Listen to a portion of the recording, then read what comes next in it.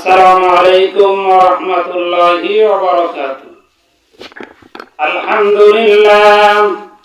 আলহামদুলিল্লাহি নাহমাদুহু ওয়া নাস্তাঈনুহু ওয়া নাস্তাগফিরুহু ওয়া নাউযু বিল্লাহি মিন শুরুরি আনফুসিনা ওয়া মিন سيئات أعمالنا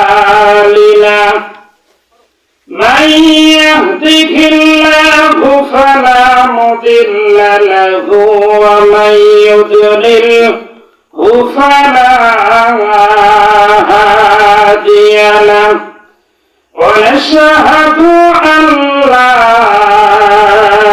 إله إلا الله وحده لا شريك له ونشهد أن سيدنا ومولانا محمدا عبده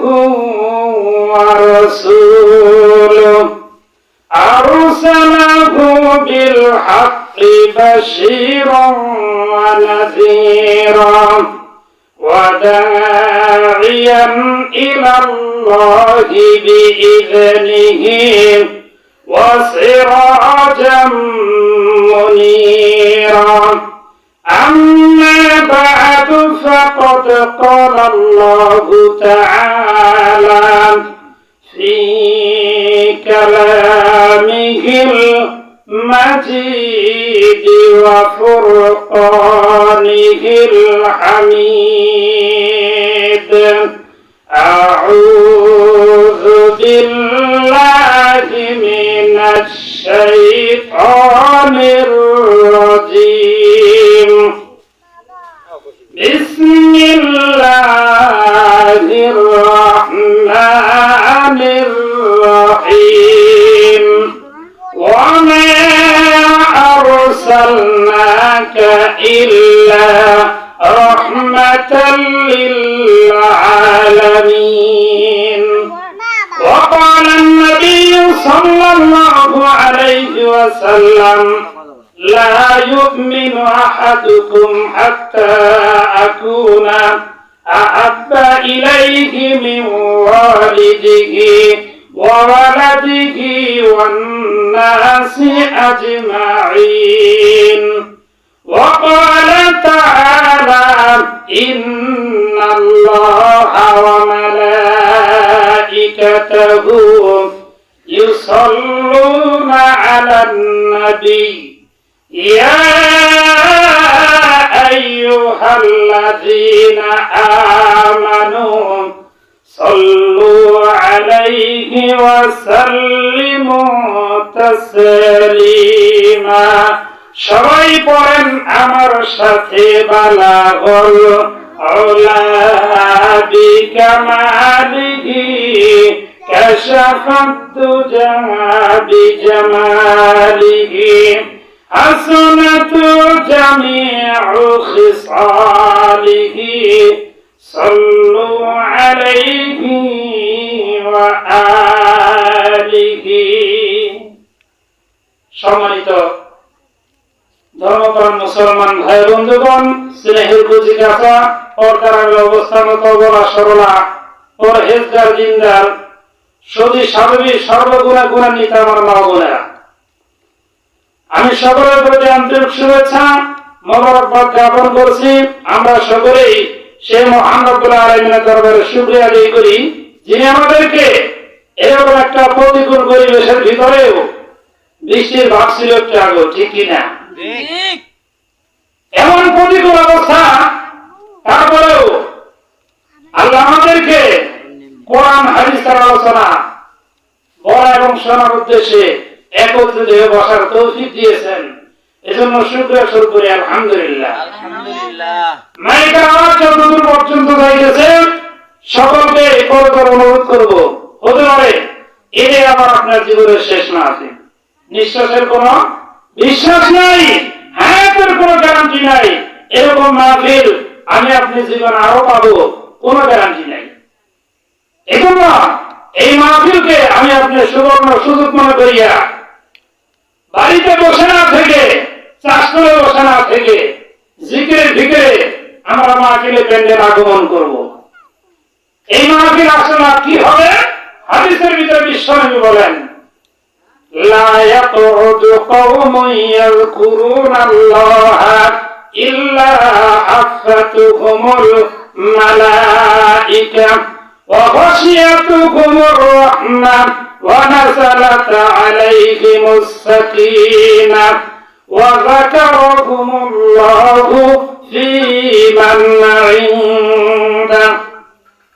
আল্লাহর নবী বিশ্বনবী ডাক দিয়ে বলেন, যেই জায়গার ভিতরে কোরআন হাদিসের আলোচনা হয়, ওই জায়গার ভিতরে আল্লাহর রহমতের ফেরেশতা অবতরণ করেন। শুধু তাই নয়, ওই ফেরেশতাগুলো ওই মাহফিলের, ওই মজলিসের চতুর্দিকে বেষ্টনী দিয়া নিরাপত্তা বাহিনীর মতন দাঁড়িয়ে যায়। শুধু তাই নয়, এক একটা ফেরেশতার কাঁধের উপরে দাঁড়াইয়া দাঁড়াইয়া আল্লাহর আরশ আযীম পর্যন্ত পৌঁছিয়া দেয়। আল্লাহর আরশ আযীমের রহমতের ফেরেশতা রহমতের খুঁটি ধরিয়া লাড়াচাড়া করতে থাকে। আল্লাহ পাক রব্বুল আলামিন ডাক দিয়ে বলেন, ও ফেরেশতারা, আমার রহমতের খুঁটি ধরিয়া কি জন্য লাড়াচাড়া করতেছ? তখন তারা বলে, আল্লাহ, ওই যে তাকাইয়া দেখো, টাঙ্গাইল জেলা গোপালপুর থানার অন্তর্গত হেমনগর ইউনিয়নের মরহুম আকাব্বর আলী সাহেবের বাড়িতে ওয়াজের মাহফিলে কোরআন হাদিসের আলোচনা হইতেছে। ওই জায়গার ভিতরে তোমার কিছু বান্দা বান্দি কোরআন হাদিসের আলোচনা শোনার জন্য বৈশা গেছে। আমরা ওইখান থেকে আসছি, তাদের জীবনের গুনাহ তো এখন পর্যন্ত মাফ হয় নাই। আল্লাহ তাআলা বলেন, ও ফেরেশতারা, তোমরা সাক্ষী থাকো, ওই মাহফিলে যারা আগমন করেছে, আমি আল্লাহ তাদের জীবনের সব গুনাহগুলো মাফ করিয়া দিলাম। আল্লাহর রহমতের ফেরেশতারা এইভাবে করে আল্লাহর কাছে মাফ পাওয়াইয়া নেয় বান্দার জন্য। মুফাসসিরগণ বলেন, প্রাথমিক অবস্থায় আল্লাহ যে মাপের ঘোষণা দেন, এইটা হলো সগীরা গুনাহ মাফ হয়। গুনাহ হইল দুই প্রকার, এক নম্বর হইল কবিরা গুনাহ, দুই নম্বর হইল সগীরা গুনাহ। সগীরা গুনাহগুলো আল্লাহ এই মাহফিল আগমন করার সঙ্গে সঙ্গেই মাফ করিয়া দেন। বাকি থাকে কবিরা গুনাহ। আল্লাহর নবী বলেন, আখিরি মোনাজাত পর্যন্ত থাকিয়া কোরআন হাদিসের আলোচনা শুনিয়া আখিরি মোনাজাত রাজিয়া তওবা করিয়া গুনাহের কথা স্মরণ করিয়া যদি আখিরি মোনাজাত দিয়া বান্দা যখন বাড়ির দিকে রওনা দেয়, কবিরা গুনাহগুলো তওবার কারণে মাফ করাইয়া একদম বেগুনাহ মাসুম বানাইয়া আল্লাহ সকলকে বাড়িতে পৌঁছে দেয়। এজন্য এই মাহফিল হল গুনাহ মাফের মাহফিল। এই মাহফিল হইল জান্নাতের বাগান।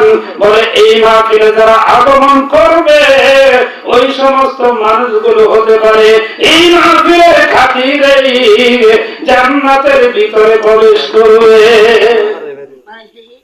বলে এটা জান্নাতের বাগান কেমনে হলো? বলে আমরা যখন এইখান থেকে ভ্যানে উঠি, বলে কোথায় যাবো? বলে হেমনগর। আবার হেমনগর থেকে বলে নলিন, নলিন থেকে বলে এইখান থেকে ঢাকার বাস চলে। শুধু তাই নয়, ঘোরাপুরের সিএনজি চলে। ঘোরাপুর ডাকতে থাকে, টাঙ্গাইল ডাকতে থাকে, ঢাকা ডাকতে থাকে। বলে তুমি তো নলিন বাজারে পৌঁছে গিয়েছ, কিন্তু ঢাকা তো যাও নাই। বলে না না না, এই গাড়ি হইল ঢাকার গাড়ি, এই সিএনজি হইল ঘোরাপুরের টাঙ্গাইলের সিএনজি। এই জায়গার ভিতরে উঠলেই তুমি ঢাকা যাইতে পারবা, ঘোরাপুর টাঙ্গাইল যাইতে পারবা। তো জান্নাতের বাগান বলা হয় এই কারণেই এই দিনী মাহফিলগুলোর ভিতরে কোরআন হাদিসের মাহফিলগুলোর ভিতরে আগমন করলেই এইটার মাধ্যমে জান্নাতে যাওয়া যায়। সুবহানাল্লাহ। এটা হলো জান্নাতে যাওয়ার একটা মাধ্যম। আল্লাহ পাক রব্বুল আলামিন আমাদেরকে এই দুনিয়ায় প্রেরণ করেছেন। এই দুনিয়াটা হলো পরীক্ষার জায়গা। আল্লাহ পাক রব্বুল আলামিন বান্দাকে অনেক সময় তার মনের নেক বাসনাগুলো পূরণ কইরা দিয়া তার সুখ দিয়া পরীক্ষা করেন। দেখি সুখে থাকলে আমি আল্লাহরে মনে করে না ভুলা যায়। আবার অনেক সময় কষ্ট দিয়া পেরেশানি দিয়া পরীক্ষা করেন। দেখি কষ্টের ভিতরে পড়লে পেরেশানির ভিতরে পড়লে সে আমাকে ভুলা যায় না আমাকে ডাকে। এজন্য হাদিসের ভিতরে বিশ্বনবী বলেন এই দুনিয়া হলো পরীক্ষার জায়গা। যে যত বড় ইমানদার হবে তার জন্য আল্লাহ তত বড় পরীক্ষা নিয়া আল্লাহ তাকে পরীক্ষায় পাস করাইয়া, যেমন করেন একটা ছাত্র ফাইনাল পরীক্ষা দিয়ে পাস কইরা শিখতে যায়, মেট্রিকের পরীক্ষা দিয়ে পাস কইরা আয় ভর্তি হয়। জোর বলেন ঠিক কিনা? তবে ইমানদার ব্যক্তি সে ইমানের লাইনে কোন ক্লাসে আছে আমি আপনি জানি না, আল্লাহ জানেন ঠিক কিনা? আল্লাহ পাক রব্বুল আলামিন বান্দাকে পরীক্ষা করাইয়া ইমানের লাইনে উপরে ক্লাসে উঠানোর ব্যবস্থা করে। এজন্য আল্লাহ পাক রব্বুল আলামিন এই দুনিয়ার জমিনে আমাদেরকে প্রেরণ করেছেন পরীক্ষার জন্য। দেখি আমি আপনি পরীক্ষায় উত্তীর্ণ হতে পারি কিনা, কে কি পরিমাণ নেক আমল করতে পারি। আল্লাহ পাক রব্বুল আলামিন এটাই দেখবেন। কোন সুবহানাল্লাহ। জিকির করেন লা ইলাহা ইল্লাল্লাহ, লা ইলাহা ইল্লাল্লাহ, লা ইলাহা ইল্লাল্লাহ। চাঁদ সূরজ গ্রহ তারা আমার আল্লাহ নামের পাগল পারা। আমার আল্লাহ নাম এতই মধু লুকিয়ে রাখছেন আল্লাহ জুড়ে লা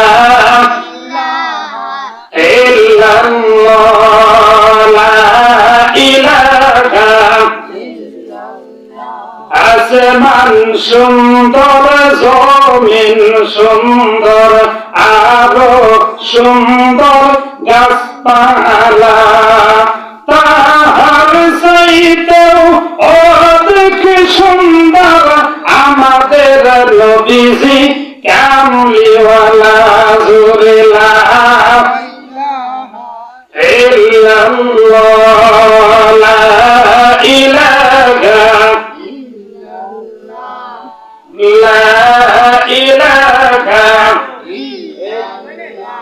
আসমানের মালিক যে আল্লাহ, বলেন আসমানের মালিক যে আল্লাহ, জমিনের মালিক সে আল্লাহ, আমার হায়াতের মালিক যে আল্লাহ, মৌতের মালিক সে আল্লাহ। জোরে লা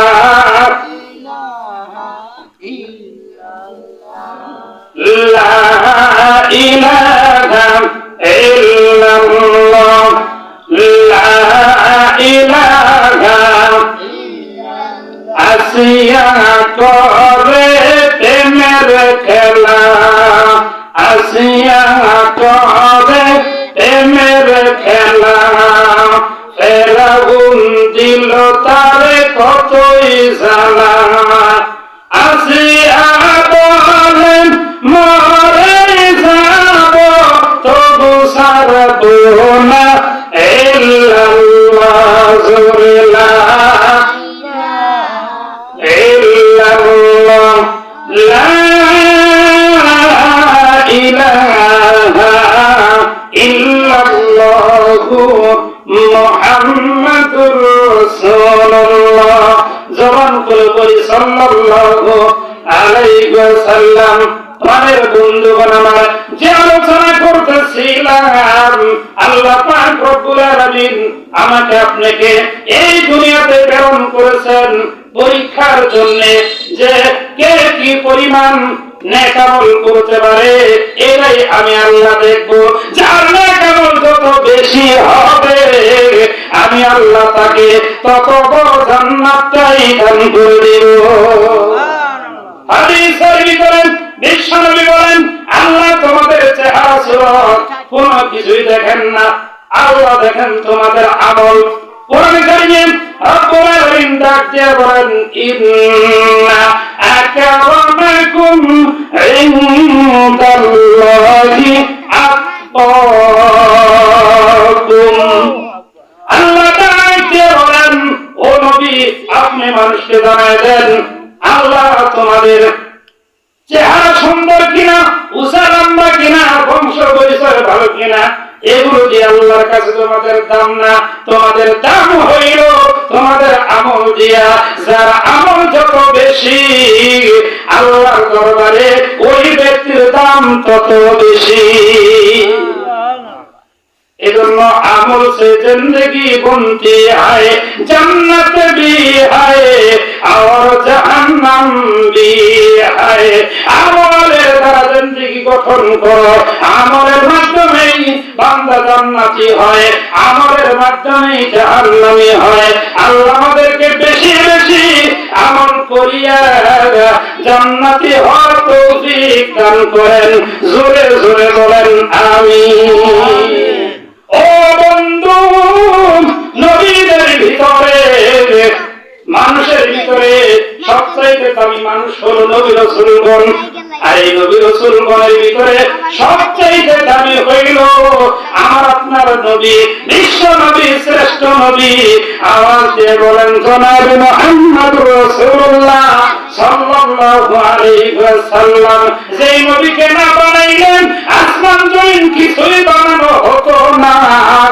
সেই নবীকেও আল্লাহ পরীক্ষা করেছেন। শুধু তাই নয়, সব নবীদের চাইতে কঠিন পরীক্ষা আমার আপনার নবীকে আল্লাহ করেছেন।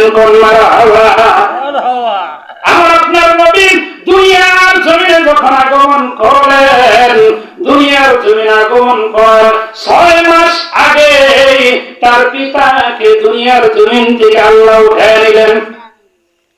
6 মাস আগেই বিশ্ব নবী বাবা হারা হয়ে গেলেন। দুনিয়ার জমিনে যখন আগমন করলেন, তখন অবস্থাটা কি? ওই মক্কা নগরীর ভিতরে ওই সময় একটা কথা ছিল, ওই মক্কা নগরীতে যদি কোনো বাচ্চা জন্মগ্রহণ করত, ওই বাচ্চাকে লালন পালন করার জন্য আশেপাশে গ্রাম থেকে লোকজন যাইত, যাইয়া তাকে ওই বাচ্চাকে কিছু টাকার বিনিময়ে লালন পালন করত। আর ওই বাচ্চার পরিবার থেকে ওই ছাত্রীকে নির্দিষ্ট করে কিছু টাকা দেওয়া হতো। এইভাবে করিয়া কথা অনুসারে আমার আপনার নবী দুনিয়ার জমিনে আগমন করবেন। আগমন করার পূর্বে আল্লাহ পাক রব্বুল আলামিন নবীর মা আমেনাকে জানিয়ে দিয়েছেন যে তোমার ঘরে যে সন্তান আসতেছে, এই সন্তানটা সাধারণ কোন সন্তান নয়, এই সন্তান হবেন বিশ্ব নবী, এই সন্তান হবে দামি সন্তান, যাকে না বানাইলে আমি আল্লাহ আসমান জমিন কিছুই বানাইতাম না। এই সন্তান যখন দুনিয়ার জমিন আগমন করবে, তার নাম রাখবে মুহাম্মদ। সুবহানাল্লাহ। নবী যখন দুনিয়ার জমিনে আগমন করলেন, নবীর মা আমেনার প্রসব ব্যথা হলো না আল্লাহর রহমতে। সে বুঝতেই পারলো না যে আমার গর্ভ থেকে সন্তান দুনিয়ার জমিনে আগমন করেছে। নবী যখন দুনিয়ার জমিনে আগমন করলেন, তখন অবস্থাটা কি হলো? ওই সময় রোম সম্রাট ছিল জালেম বাদশা। ওই জালেম বাদশার প্রাসাদের ওয়াল ধুইসা কইরা গেল। এই জালিম বাদশা ওই সময় ঈসা নবীর তাওরাত কিতাব ছিল, ওই তাওরাত কিতাবের ভিতরে নবীর আগমনের একটা বার্তা দেওয়া আছে যে নবী যখন আখির নবী যখন দুনিয়ার জন্য আগমন করবে, এই রোম সম্রাট এই বাদশার এরকম ভাবে ওয়াল যে করা আছে, এই ওয়াল অটোমেটিক ধৈর্য বইয়া যাবে। আর সেই নবী আসে ঈসা নবীর ধর্ম খতম করে দিবে। আর এই নবী যখন আগমন করবে, এই নবীর ধর্মই চলবে, আর কোন ধর্ম চলবে না। তার মানে হইল চূড়ান্ত ফয়সালা, চূড়ান্ত কিতাব আমার আপনার নবীকে আল্লাহ দান করলেন, যে কিতাবের নাম হইল কোরআন শরীফ। নাম কি? পৃথিবীতে 104 কিতাব আল্লাহ নাযিল করেছেন। এই 103 খানা একত্রিত করলে যা আছে সবগুলোকে গাইডের মতন বানাইয়া আল্লাহ কোরআনের ভিতরে উল্লেখ করে দিয়েছে। তার মানে সেই ব্যক্তি কোরআন কারীমের খতম করলো, সূরা ফাতিহার শুরু থেকে নিয়ে নাস পর্যন্ত করলো, একটা কোরআন খতম করলো, সেখানে একটা কোরআন খতমের সওয়াব অর্জন করলো না, বরং বাকি 104 খানা কিতাব খতম করবে যে সওয়াব হয়, এই সওয়াব আল্লাহ তার আমলনামায় দান করে দেয়। আমাদের মা বোনরা অনেকেই কোরআন পড়তে পারে। আগের দিনে সকালবেলা ঘর থেকে বের হলেই দেখা যেত কোরআনের আওয়াজ বের হইতো, কিন্তু এখন কোরআন তেলাওয়াত নাই, যার কারণে ঘর থেকে বের হইলেই প্রত্যেক ঘরে ঘরে টিভির আওয়াজ পাওয়া যায়, গানের আওয়াজ চলতে থাকে। যারা বলেন ঠিক কিনা? এই জন্যই তো ঘরের ভিতর রহমত নাই, বরকত নাই, শান্তি নাই। ঘরের শান্তি, ঘরের রহমত, ঘরের বরকত যদি আমরা পাইতেই চাই, তাহলে অবশ্যই সকালবেলা কোরআন তেলাওয়াতের মাধ্যমে ঘরের ভিতরে শয়তানি দূর করিয়া বরকত আনতে হবে। যারা বলেন ঠিক কিনা? এজন্য বিশ্বনবী বলেন 5 ওয়াক্ত নামাজের পরে 5টা সূরা আমল আছে। এই 5টা সূরায় কেউ যদি আমল করে, ওই ব্যক্তির কোনো টেনশন থাকবে না, ওই ব্যক্তির কোনো অভাব থাকবে না, ওই ব্যক্তির ঘরে আল্লাহ রহমত বরকত সরাসরি আসমান থেকে নাযিল করে দিবে। ফজরের নামাজের পরে সূরা ইয়াসিন, যোহরের নামাজের পরে সূরা ফাতিহা 26 পারা আছে, আসর নামাজের পরে সূরা নাবাম, মাগরিবের নামাজের পরে সূরা ওয়াকিয়া, আর এশার নামাজের পরে হইল সূরা মুলক। এই 5 ওয়াক্ত নামাজের পরে 5টা সূরার আমল। আর জুমার দিন আমল হইল সূরা কাহাফের আমল করবে। বলতেছিলাম আমার আপনার নবীকে আল্লাহ দুনিয়ার জমিনে প্রেরণ করলেন। মা আমিনার ঘরে যখন তিনি আগমন করলেন, তখন ঘরটা আলোকিত হয়ে গেল। আব্দুল মুতালিব নবীজির দাদা আসিয়া সংবাদ পাইয়া বলল, আমার নাতি হইছে, নাতির নাম কি রাখা যায়? তুমি কোন চিন্তা ভাবনা করছো নাকি? এবার মা আমিনা ডাক দিয়ে বলেন, ও আমার সন্তানের দাদা, আমি আমার সন্তানের নাম স্বপ্নে যুগে অনেকবার শুনেছি। আমার সন্তানের নাম মুহাম্মদ। সুবহানাল্লাহ। তখন দাদা বললেন, এই নামটা তো সুন্দর নাম, সুতরাং এই নামটাই আমার পছন্দ হয়ে গেছে। নবীজির দাদা বিশ্ব নবীকে কোলে নিয়া এক দৌড়ে কাবা ঘরের কাছে গেলেন। যাওয়ার পর বললেন, ও কাবার মালিক, আমার নাতি হইছে, গত কয়েক মাস হয়ে গেল এই মক্কা নগরীতে বৃষ্টি হয় না, যার কারণে খেজুর বাগানের খেজুর গাছগুলো মরা হয়ে গেছে। খেজুর গাছগুলো উর্বর করার জন্য, তাজা করার জন্য বৃষ্টি দরকার। যদি আমার এই মাসুম সন্তানকে তুমি পছন্দ করো, এই সন্তানের বরকতে এই মক্কা নগরীতে বৃষ্টির ব্যবস্থা কইরা দাও। দাদা আব্দুল মুতালিব বলেন, আমি যখন এই দোয়া করতেছিলাম, দোয়া করিয়া কাবা ঘর ছাড়তে পারি নাই।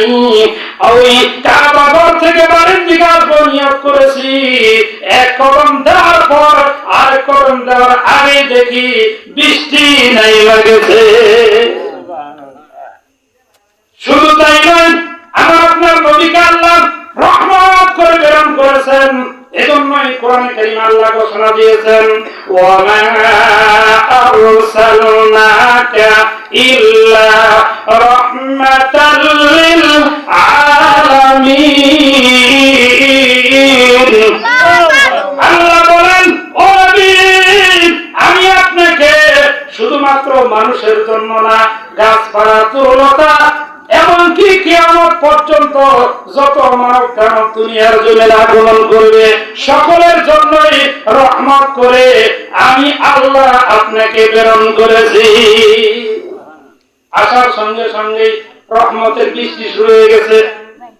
এরপর যখন বাড়িতে নিয়ে আসলেন, দাদা বাড়িতে নিয়ে আসার পর নবীজির চাচা ছিল আবু লাহাব। এই আবু লাহাব সে যখন খবর পাইল ভাতিজার আগমন হয়েছে, তাহলে ভাতিজাকে এক নজর দেখে আসি। এই খবরটা যে দিল, ওই ভাতিজার নাম ছিল সুমাইয়া। এই সুমাইয়া যখন খবর দিল যে আপনার ভাতিজা হয়েছে, আপনার ভাই আব্দুল্লাহ, এই আব্দুল্লাহর সন্তান হয়েছে, এই খবর শোনার সঙ্গে সঙ্গে আবু লাহাব এত খুশি হইল যে খুশি হইয়া দুই আঙ্গুল দিয়ে ইশারা করে ওই বাদীকে আজাদ কইরা দিল। পরবর্তী সময়ে আবু লাহাব যখন ইন্তেকাল করলো, মারা গেল ঈমান গ্রহণ না করিয়া। মারা যাওয়ার কারণে সবাই চিন্তিত হয়ে গেল, বিশেষ করে হযরত আব্বাস রাদিয়াল্লাহু তাআলা আনহু মনে মনে ভাবলেন যে তিনি ঈমান গ্রহণ না করিয়া মারা গেল, তার কি অবস্থা। তিনি স্বপ্নে যুগে দেখলেন, আবু লাহাবকে দেখিয়া বললেন, আবু লাহাব রে, তুমি কি ঈমান গ্রহণ করলে না? ঈমান গ্রহণ না করিয়া মারা গেলা, তোমার কি অবস্থা? বলে ঈমান গ্রহণ না করার কারণে আল্লাহ শাস্তির ব্যবস্থা করে দিয়েছে। বলে কি ব্যবস্থা করেছে? বলে আমি নবীকে মহব্বত করিয়া বাদীটাকে ভালোবাসিয়া ওই যে বাদী আবাদ করে দিয়েছিলাম, এর বরকতে আল্লাহ আমাদের সামান্য আযাবের ব্যবস্থা করেছে। বলে কি আযাব? বলে দুইটা জাহান্নামের জুতা আমার পায়ে পরায় দিয়েছে। এই জুতার এত তার যে এই জুতা পরার কারণে আমার মাথার মগজগুলো ওই পানি গরম করলে যারা ফুটন্ত পানি টকবক করে, আমার মাথার মগজগুলো এইভাবে করে করে টকবক করতে থাকে। বলে এই শাস্তি তুমি কি কোনদিন শাস্তি থেকে রেহাই পাও না? বলে হ্যাঁ, একদিন আমি শাস্তি মুক্ত থাকি। বলে কোন দিন? বলে ভাতিজা জন্ম গ্রহণ করেছে সোমবারের দিন। কি বারের দিন? সোমবারের দিন আমার আপনার নবী জন্ম গ্রহণ করেছে। আবু লাহাব ডাক দিয়ে বলে, যেই দিন আমার ভাতিজা মুহাম্মদ জন্ম গ্রহণ করেছে, ওই দিন আমি খুশি হইয়া দুই আঙ্গুল দিয়ে ইশারা কইরা আমার বাদী সুমাইয়াকে আযাদ করেছিলাম। এই বরকতে এই দুই আঙ্গুল দিয়া আমার আল্লাহ একটা আঙ্গুল দিয়া মধু বের করে দেয়, আর একটা আঙ্গুল দিয়া মিষ্টি পানি বের করে দেন। আমি এই মিষ্টি পানি আর মধু ওই সোমবার দিন সারাদিন পান করি, আর আমার কাছে এত মজা লাগে মনে হয় তামাম পৃথিবীর সমস্ত মজা, সমস্ত স্বাদ। বলে কমলা স্বাদ একরকম, লেচুর স্বাদ আরেক রকম, কাঁঠালের স্বাদ আরেক রকম, আমের স্বাদ আরেক রকম, ঠিক না?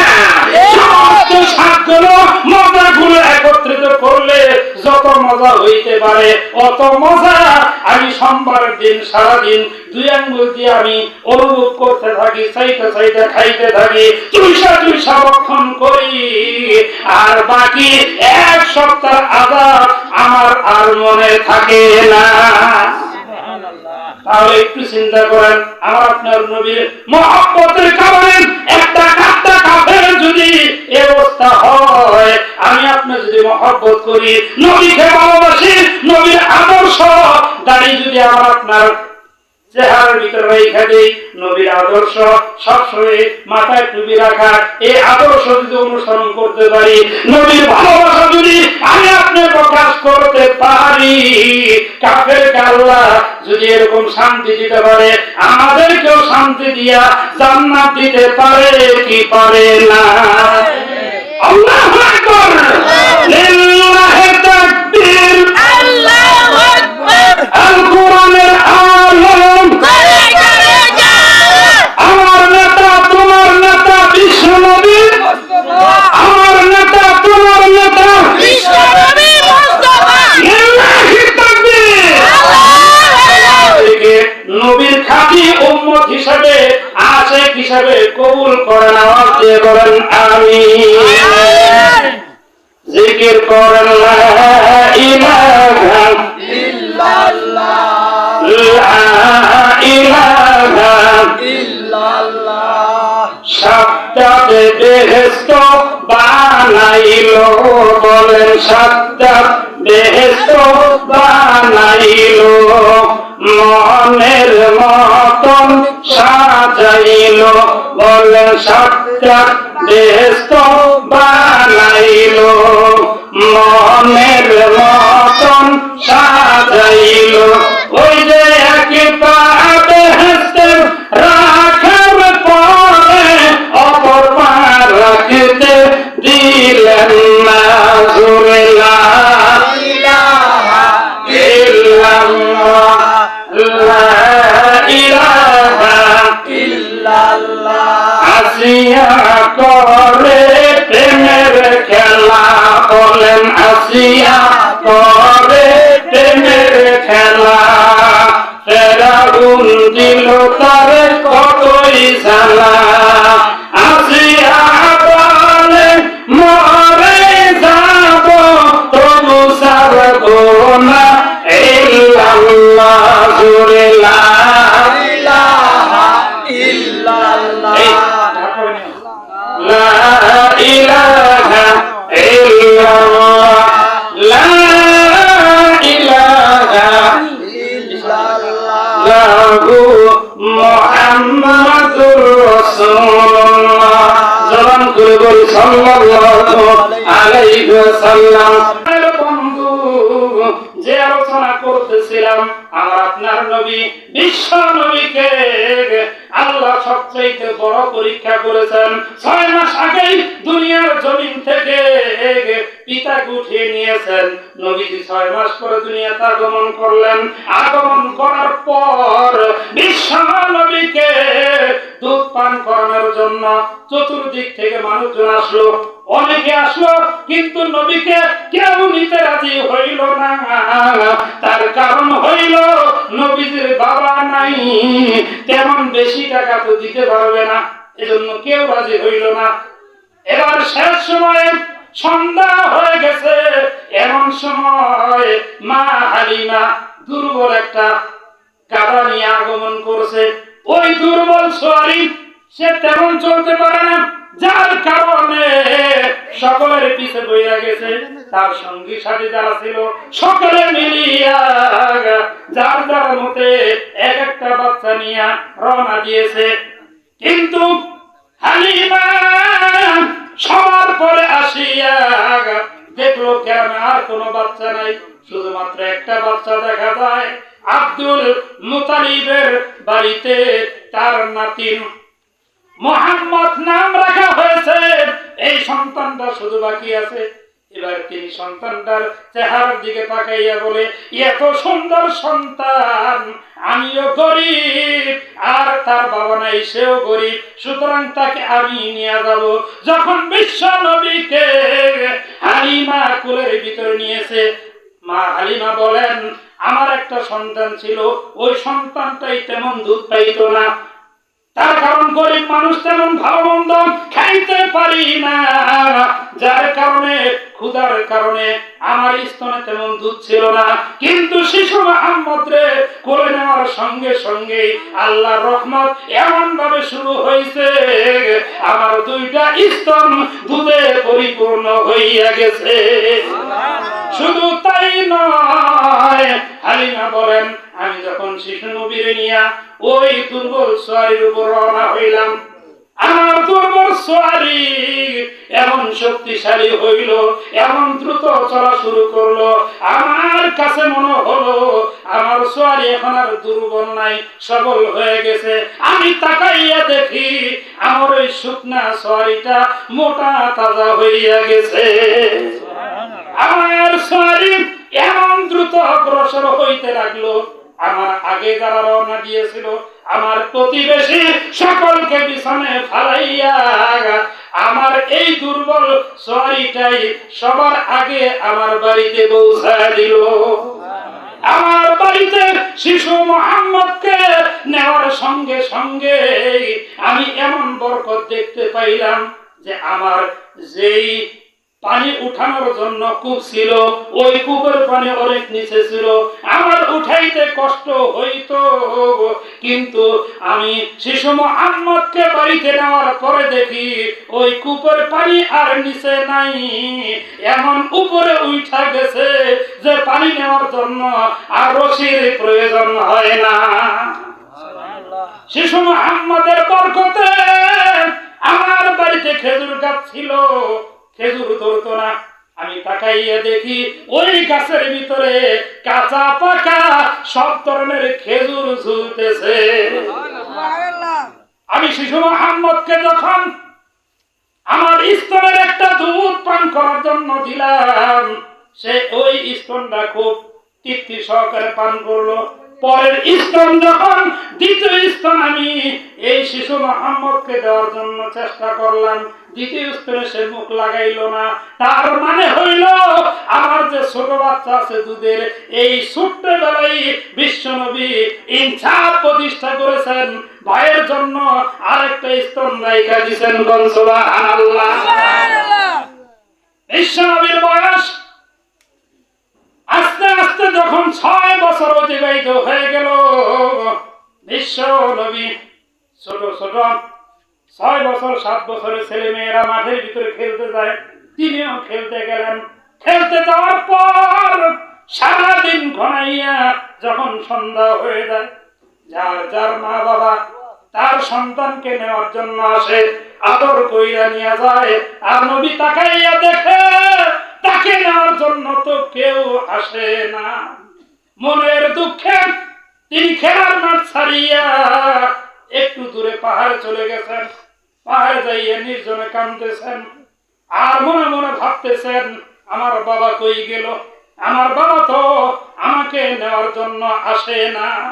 আল্লাহ ডাক দিয়ে বলেন, ও নবী, আপনি যে কাঁদতেছেন বাবার মহব্বতে, বাবার ভালোবাসায়, আমি এই কান্নাটা কবুল করে নিলাম। কোন সন্তান যদি বাবার মহব্বতে, মায়ের ভালোবাসায় চোখের পানি ছাইরা দেয়, এই কান্নাটা ওই কান্নার সাথে লাগাইয়া আমি আল্লাহ ওই উম্মতের পিতা মাতার গুনাহ মাফ করিয়া দিব। সুবহানাল্লাহ। বিশ্বনবী এইভাবে করে 6 বছর বয়স যখন পার হয়ে গেল, হাদিসের ভিতরে এসেছে 12 বছর বয়সের সময় বিশ্ব নবীকে এরকম ভাবে আল্লাহ পাক রব্বুল আলামিন সিনা ছাক করাইছে। তার মানে তিনি মাঠের ভিতরে গিয়েছেন, হঠাৎ করে দেখা গেল তাকে মাঠে পাওয়া যাইতেছে না। তাকে অনেক খোঁজার পর তাকে যখন পাহাড়ের উপর পাওয়া গেল, ওইখান থেকে দেখলেন তার ওই যে দুধ ভাই ছিল, দুধ ভাই বাড়িতে এসে বর্ণনা দিয়েছে, 2টা লোক আসিয়া আমার ভাইকে পাহাড়ের উপর নিয়ে গেল, তার সিনাটাকে ফাড়ি দিয়া ওইখান থেকে কলবটাকে বের করিয়া খুব সুন্দর করে পরিষ্কার পানি দিয়া ধৌত করিয়া আবার ওই সিনার ভিতরে প্রবেশ করাইয়া হাত বুলিয়া দিলেন।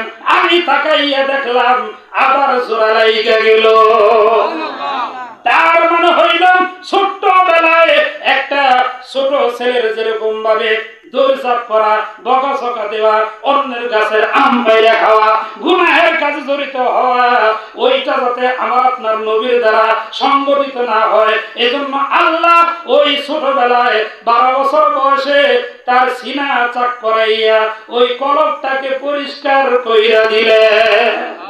শুধু তাই নয়, আমার আপনার নবীকে আল্লাহ গুনাহ থেকে হেফাজত করাইছেন।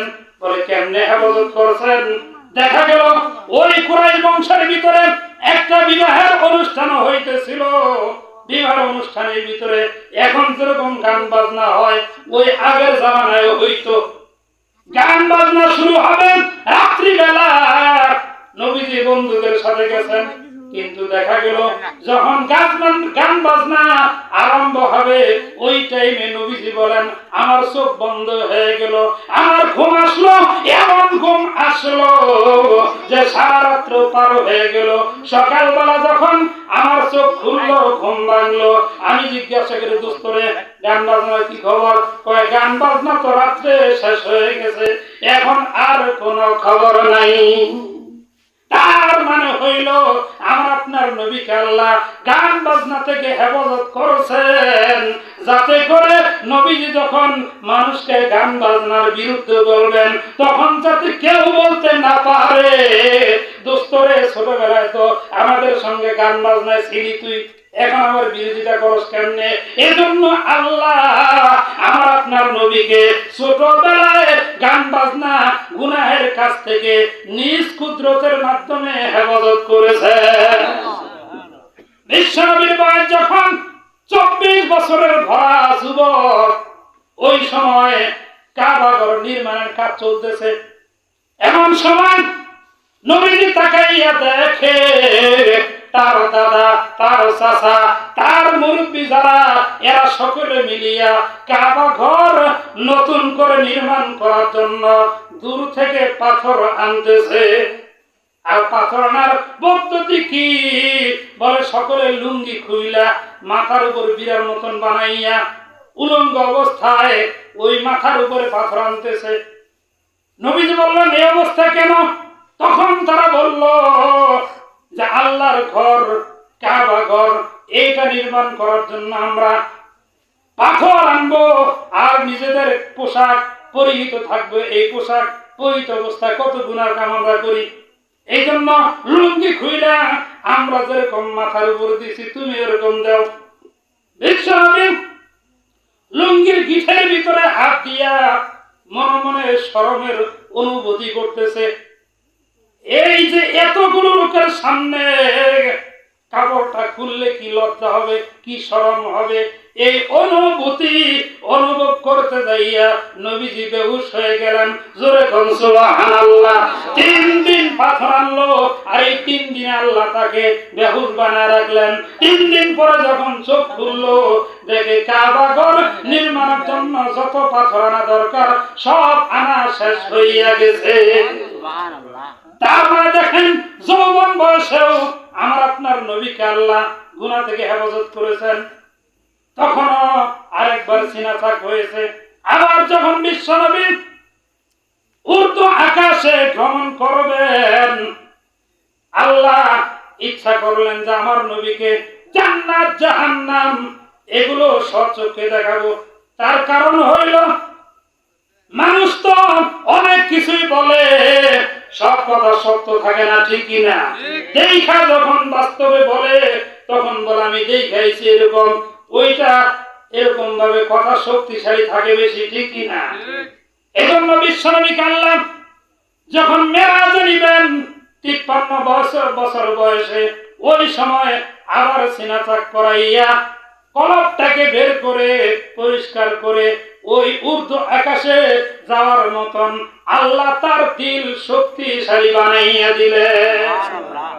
আমার আপনার নবী ছিলেন ইতিমদের সর্দার, অসহায়দের সহযোগী ছিলেন। আর নবীজিকে যখন বলা হলো, ও নবী, আপনি যদি বলেন আপনার কোনো কষ্ট থাকবে না, এই যে 3 মাইল লম্বা বিশাল উহুদ পাহাড়, এই পাহাড়টাকে সোনায় পরিণত করে দিব।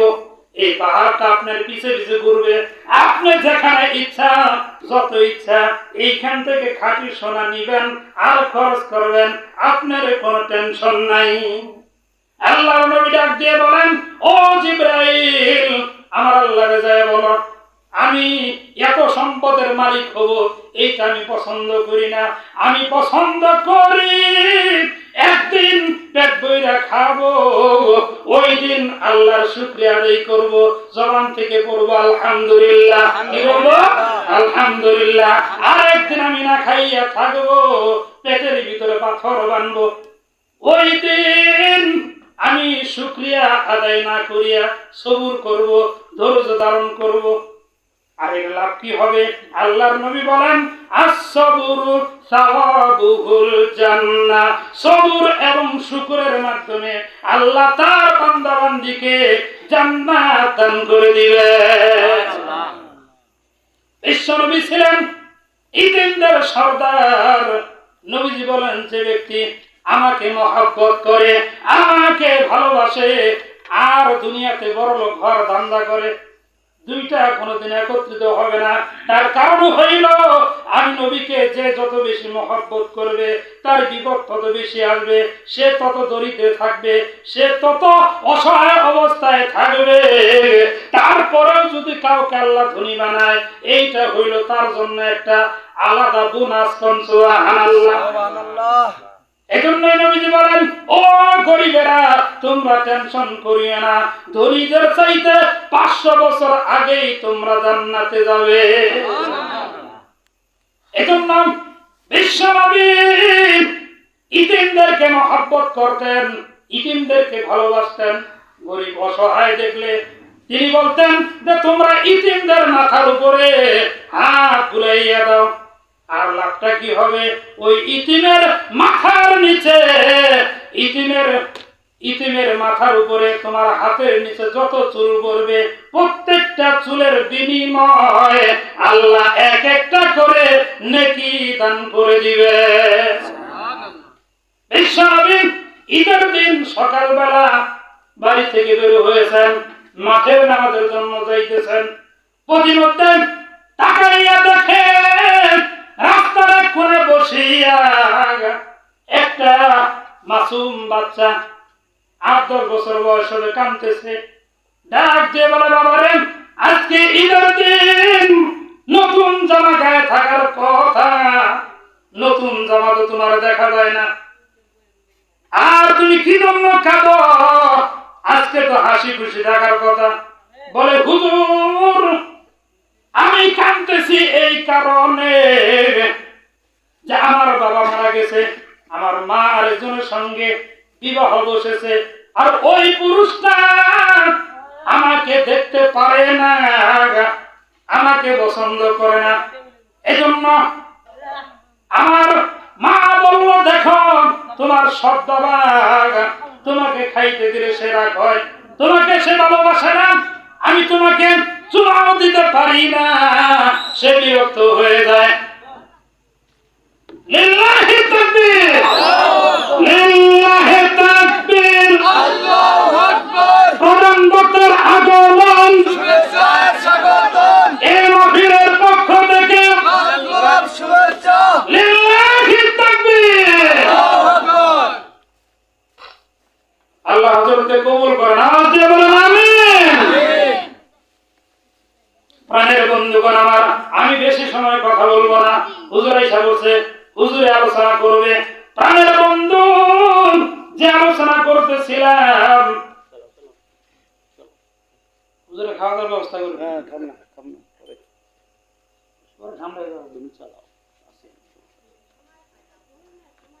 যে আলোচনা করতেছিলাম, বিশ্বনবী ইতিমদের সর্দার ছিলেন, ইতিমদেরকে মহব্বত করতেন, ভালোবাসতেন। ওই যে ঈদের নামাজে যাওয়ার সময় ওই মাসুম বাচ্চাটাকে দেখিয়ে বললেন, তোমার পরিচয় কি? তখন সে বলতে লাগলো, আমার মা আরেকজনের সঙ্গে বিবাহ হয়েছে, আমার বাবা ইন্তেকাল করেছে, আমার মা এই রাস্তায় বসায় দিয়ে গেছেন, আর বলছেন ইতিমের মহব্বত, ইতিমের ভালোবাসা, ইতিমের দরদ আর কেউ বুঝবে না, ইতিম ছাড়া ইতিমের দরদ বুঝতে পারে না। এজন্য তুমি এই রাস্তায় বসে থাকো, এই রাস্তা দিয়ে বিশ্ব নবী আগমন করবে, ইতিমের দরদ তিনি বুঝবে। কোন সুবহানাল্লাহ। এবার দেখা গেল আমার আপনার নবী ওই তিনটার মাথায় হাত বুলিয়ে দিলেন আর বললেন, বাবা তোমার কোনো টেনশন নাই, আমার সঙ্গে আমার বাড়িতে চলো। নবীজি মাথায় নামাজে না যাইয়া উল্টা বাড়ির দিকে গেলেন। যাওয়ার পর আম্মা জান আয়েশাকে ডাক দিয়ে বলেন, আয়েশা রে, আজকে ঈদের দিনে আল্লাহ একটা উপহার দিয়েছেন, এই উপহারটার যত্ন করো, তার মানে তাই গোসল করায় দাও, আমি নতুন কাপড় নিয়ে আসছি, এই কাপড়টা পরায় দাও। কাপড় পরায় দিলেন আর ডাক দিয়ে বললেন, তোমার কোনো টেনশন নাই, আজকে থেকে তুমি ইতিম না, আমি নবী তোমার বাবা। আর আম্মা জান আয়েশাকে লক্ষ্য করে বললেন, এই আয়েশা তোমার মা। কোন সুবহানাল্লাহ। বিশ্বনবী উম্মতের দরদি ছিলেন, বিশ্বনবী উম্মতকে ভালোবেসেছেন, এমন ভালোবাসা উম্মতের প্রতি তার ছিল। একটা মানুষের যখন ওয়ারেন্ট জারি হয়ে যায়, যে কোনো সময় গ্রেফতার হতে পারে, ওই সময় তার অবস্থা কি থাকে? রাত্রে বেলা যখন ঘুমায় তার অবস্থা একটু হুন্ডার শব্দ পাইলেই মনে করে পুলিশ আইতাছে, দেখুন ঠিক কি না? আম্মা জান আয়েশা বলেন, আমার নবীর অবস্থা এমন ছিল, এই ঘুম এই জাগ্রত, তার মানে সারা রাত্র বিশ্বনবী উম্মতের ভালোবাসায়, উম্মতের চিন্তায় এই ঘুমাইতেন আবার জাগ্রত হইতেন। আবার এমনও দেখা গেছে রাত্রিবেলা আরাম করার জন্য আসছেন আর নিজের জামা খুলছেন, অথচ আবার নতুন করে ওযু করিয়া জামা পরিয়া বাড়ি থেকে বের হয়ে গেছেন।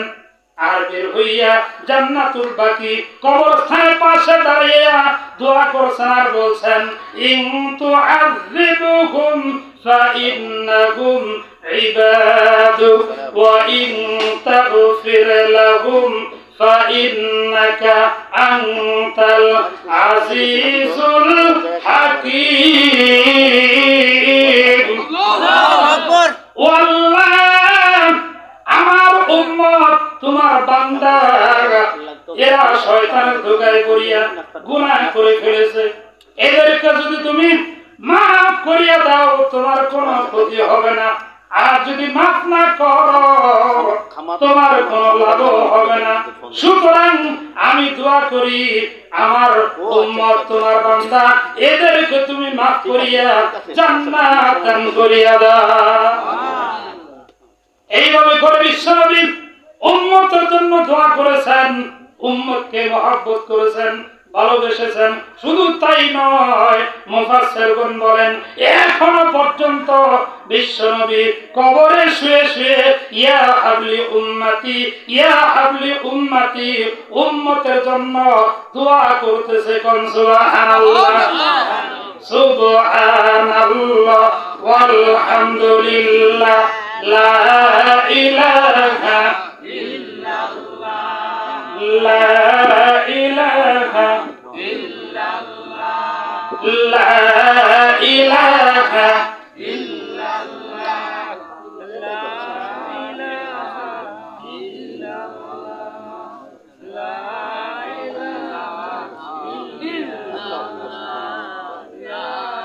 ইলাহা ইল্লাল্লাহ, লা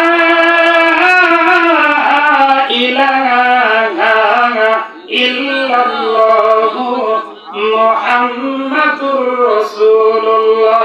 জবান খুলে বলি সাল্লাল্লাহু আলাইহি ওয়াসাল্লাম। প্রাণের বন্ধুগণ আমার, বিশ্বনবী 40 বছর যখন হয়ে গেল, 40 বছর বয়সে তিনি নবুয়ত প্রাপ্তি হলেন।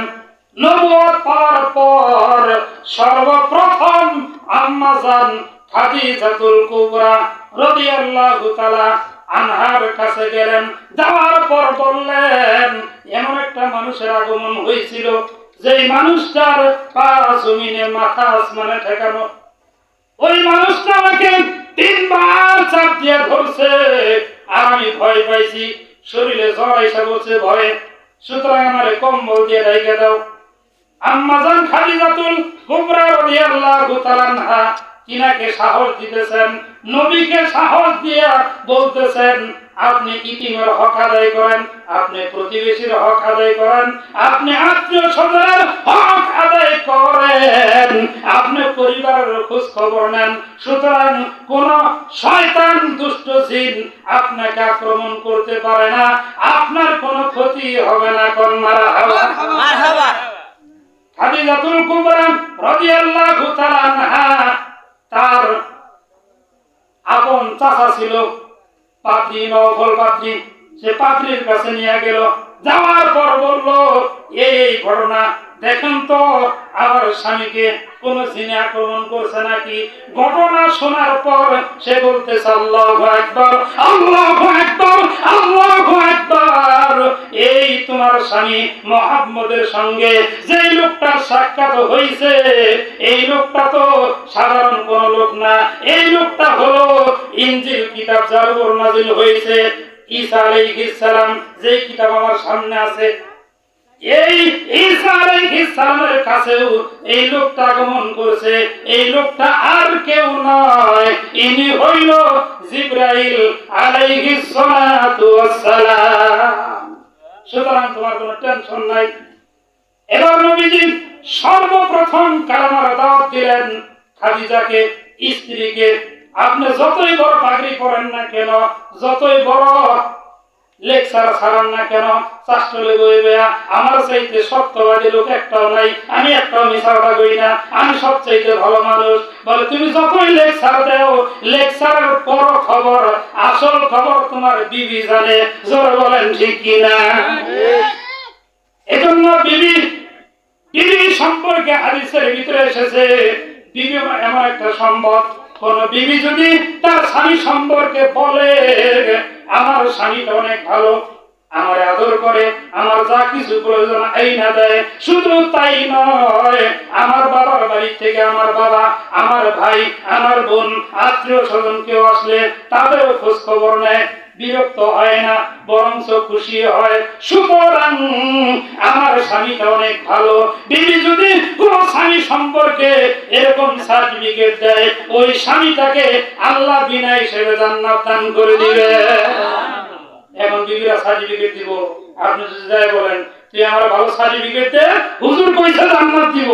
বিবি কয় একদিন একটু লবণ বেশি হলে তোমার রুচ থাকে না, জাল যদি বেশি হয় মরিচের দাম বেশি, তো রুচ নাই, বাবার বাড়ি থেকে আনছ, এরকম কথা বললো আল্লাহ পুরুষ আছে না নাই? নিজের স্যান্ডেল ছিঁড়া দেওয়ার আগেই নতুন নতুন স্যান্ডেল কিনে বিবির যে স্যান্ডেল ছিঁড়া গেছে এর খবরই থাকে না, এমন পুরুষ নাই? নিজে খুব সুন্দর করিয়া হেমনগর বাজারে যাইয়া বন্ধু বান্ধব যারা আছে, যে গরমের দিনে বেশি চলে, দোস্ত মস্ত নিয়া গরম গরম পরোটা খাইছে, খাওয়ার পর বাড়িতে আসছে, বিবি পান্তা ভাত নিয়ে বসে, আগের রাতে যে ভাত বেশি হয়েছে পান্তা ভাত নিয়ে বসেছে, ডাক দিয়ে বলে কি খবর, খাওয়া না? তোর পান্তা তুই খা, আমি গরম গরম রুটি বাইরে আছি। নিজে গরম রুটি খাইছে, একটা মানে নাই, বিবিরে ওই খবর শুনাইতেছে মহাব্বত পারবো না, কুমবো মহাব্বতের গোষ্ঠী থাকবো না, ঠিক কিনা? বন্ধু বান্ধব নিয়ে চায়না কমলা নামে নতুন নতুন কমলা নামছে, দোস্ত করে নিয়ে খুব মজা করে খায়, আর বলে দোস্ত রে দেখ চায়না কমলা কি মজা। কমলা খায় আর কমলার চোষা ওই যে কাগজের মধ্যে তোলে, কমলার চোষা দিয়ে কি করবি? কমলার চোষা আমার গেন্দার মা গেন্দির মার পান খায় তো নিয়ে দিব কেরান করবো, নিজে খায় কমলার রস, বাড়িতে নিয়ে আসে কমলার চোষা। এটা মহব্বত। দুধ চাল দিতে গেছেন, এইদিকে দুধ গরম হইতেছে, ওদিকে স্বামী ডাকতেছে তারা দেও আমার ঠান্ডা পানি দাও, ঠান্ডা পানি দিবার যায় দুধ একটু করে গেছে, আপনি লাঠি নিয়ে বাড়ি শুরু করলেন, দুধের যে দাম 100 টাকা কেজি, এই দুধ ফালাই দিছ, উপায় আছে? এই স্ত্রী কোনোদিনই আপনার ভালো সার্টিফিকেট দিব না। আবার অনেক স্ত্রী আছে স্বামীর কথা মতো চলে না, ঠিক কিনা? স্বামী যদি বলে যাইলে যাও, সে ভাবে যায় এক মাথার পর। এই যে এখন তো যদিও অনেক এরকম ভাবে খাল মাল বন্ধ হয়ে গেছে, নতুন করে চালু হয়ে যাচ্ছে, ঠিক কিনা? এই খালের ভিতরে একজনের খবর পাইছে বউ বাইসা গেছে গা, কইরা কি কইছে বাইসা গেছে গা, বাকি মহিলা খুঁজা ওই মাত্র উল্টা উজান নিয়ে খুঁজতেছে। কইছে কি খবর, এখানে কি তালাশ করেন? পরে বউ কইরা গেছে গা, কইরা তো বাড়ি হয়ে যাবো উজান হয়ে যান গিয়া। আমার বউ সারা জীবন উজানি পাইছে, আমি যদি কইছি ডাইনে ওই গেছে বামে, আমি যদি কইছে পূবে ওই গেছে পশ্চিমে, সুতরাং মহিলা যে বাড়ি গেছে আমি বিশ্বাস করি না, উজানি গেছে। এমন বউ আছে না? পায়ে পরে হাই হিল, শুধু করে কিল কিল, চোখের ভিতরে আয়নালা আর মাস্কারা দিয়া সুন্দর সুন্দর হওয়ার জন্য, ওই যে সুন্দর ওয়ান টাইম সুন্দর হওয়ার জন্য মেকআপ আছে ওইটা ব্যবহার করিয়া এমন ভাবে বের হয়, হঠাৎ করে দেখলে নিজের স্বামীও চিনে না, এত সুন্দরী কোন থেকে বেরিয়ে, ঠিক কি না? এগুলো হাইজা মার্কেটে যায়, অথচ নিজের স্বামীর সামনে কোনদিন হাইজা দেখায় না, দেখো আমার কেমন দেখা যায়, ঠিক কিনা? স্বামীর সামনে আপনি হাসবেন, এটা জায়েজ আছে, সাজসজ্জা করবেন, কিন্তু বাহিরে দেখানোর জন্য আপনি সাজসজ্জা করবেন, এইটা কোনদিনও জায়েজ নাই। এজন্য আল্লাহর নবী বলেন, আল মারআতু ইযা সাল্লাত খামসাহা ওয়া সামাত শাহরাহা ওয়া আহসানাত ফারজাহা ফালতাদখুল মিন আইয়ি আবওয়াবিল জান্নাতি শাআত। আল্লাহু আকবার। আল্লাহর নবী বলেন, ও নারীরা, আল্লাহ তোমাদেরকে জান্নাতে যাওয়া সহজ করে দিয়েছে, মাত্র 4টা আমল দিয়েছে। কয়টা আমল?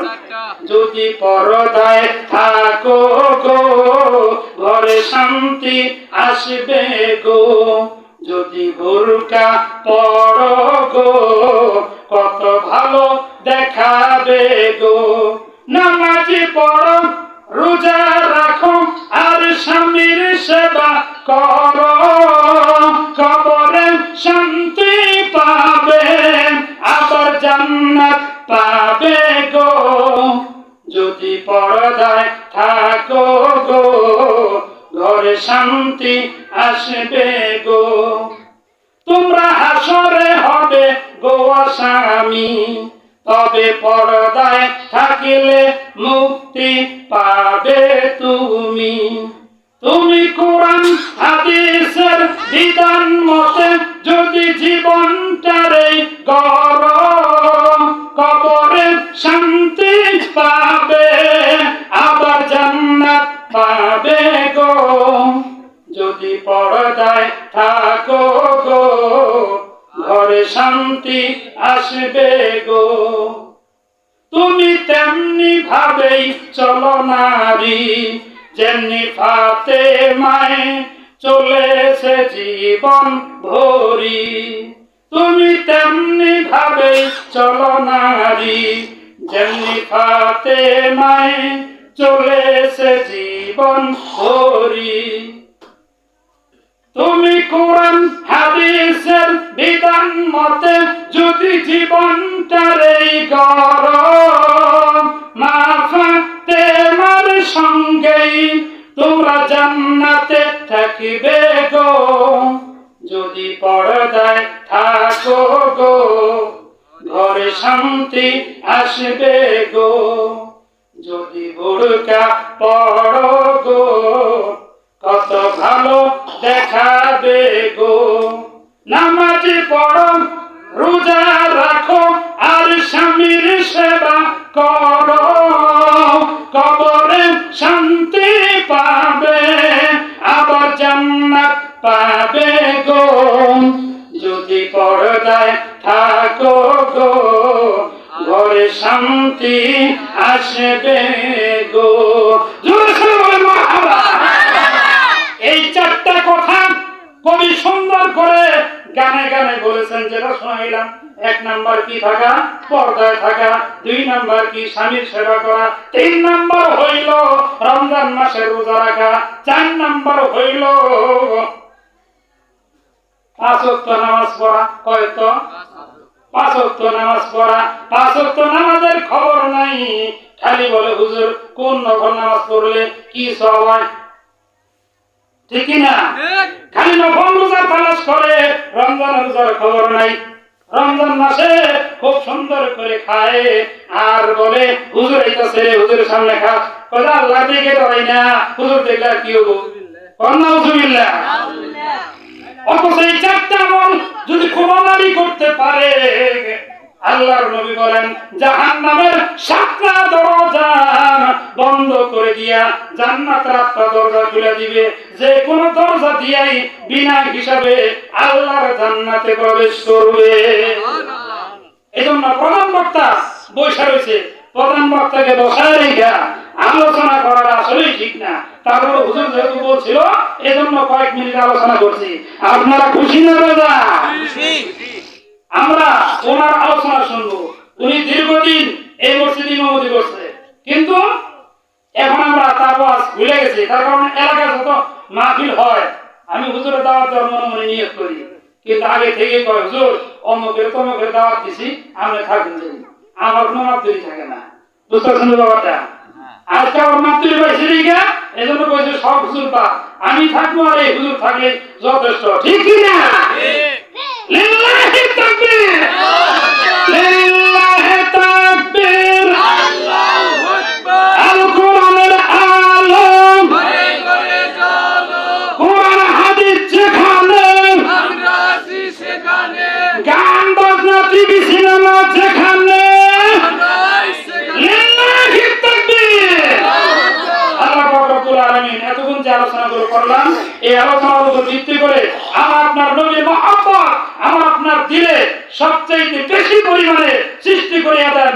নবীর আদর্শ মতে আল্লাহর হুকুম মতে জীবন পরিচালনা করে দুনিয়াতেও শান্তিময় জীবন উপহার পাওয়ার, পরকালীন জীবনেও চিরস্থায়ী শান্তির স্থান জান্নাতুল ফেরদাউসের মালিক হওয়ার তৌফিক আল্লাহ আমাদের সবাইকে দান করেন। আমিন। হয় না? আরো জোরে বলেন আমিন। আমিন। আরো জোরে আওয়াজ দিয়ে বলেন আমিন। ওয়া আখিরু দাওয়ানা আলহামদুলিল্লাহি রাব্বিল আলামিন।